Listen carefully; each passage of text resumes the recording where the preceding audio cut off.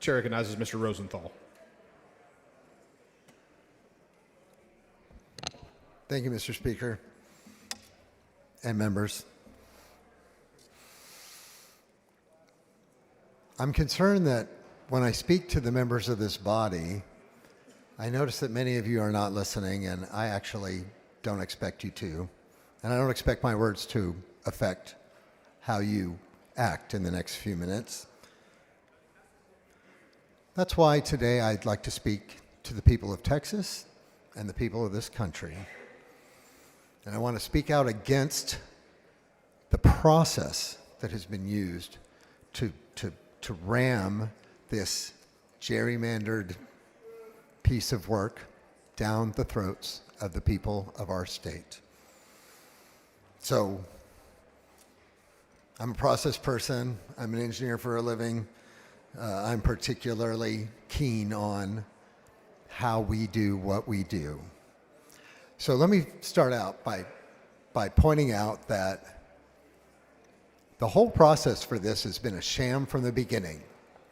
Any member in here, any leader of this state that tries to tell you that there were public hearings on this map, that is simply a lie. That is not true. So first, what we have before us today is a committee substitute that was voted out in a formal hearing. What that means for the layman at home is a formal meeting is not a hearing to the public. And when the author of the bill gets up at this microphone and says, we're not required to hold hearings, they did not hold hearings on this bill. They did not hold hearings on this map. So first, I'm honored to be the vice chair of the Redistricting Committee. I've had a front row seat to all of this. That committee did not convene during the session. It wasn't important. There was nothing to consider. Now in the special session, suddenly it's become an urgent enough need that we have some hurried hearings around the state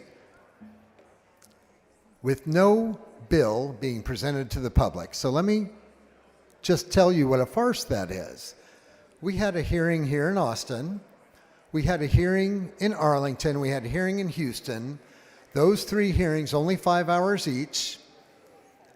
No map had been presented. We asked the bill author and the committee chairman over and over again, do you have a map? Are you working with anybody on a map? Is there a map? And they told us, no. We haven't been talking to anybody. We don't know anything about no map. Still, the people of Texas overwhelmingly came out to complain about this process, this mid-decade redistricting process that they could only see as unfair because it's not based on new census data. It's only based on partisan performance. Between the 3 public hearings to solicit public input, we had over 3,000 people in this state weigh in. Let me be clear, 98.8%, almost 99% of the people that weighed in, whether there was a map in front of us or not, boldly decried this. The people of Texas spoke, and the leaders of Texas ignored them. 99% opposed, 3,000 comments. The worst part is that this map seeks to serve power bosses in Washington by dismantling communities of color. And when we put it that way, I know I have heard members in this body push back on that. What it does is it dilutes the voting power of communities of color by dismantling those districts. And just saying a recent court case allows us to doesn't make it fair. And just saying there's no law against redistricting in the middle of the decade doesn't make it right.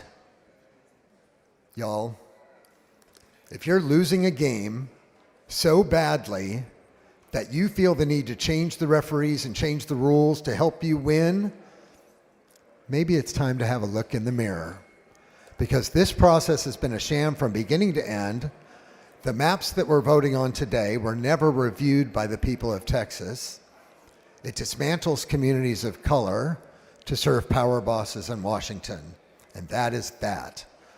So when it comes time to express your opinion at the ballot box, and I'm talking to you, the people of Texas, I hope you'll show up and show out and let these folks know that we deserve fairness, equity, and a voice in our process. The bottom line is the people should choose the representatives to be their voice, and we should not have power bosses in Washington deciding who gets to vote where so that they can install Congress members. Thanks for your attention.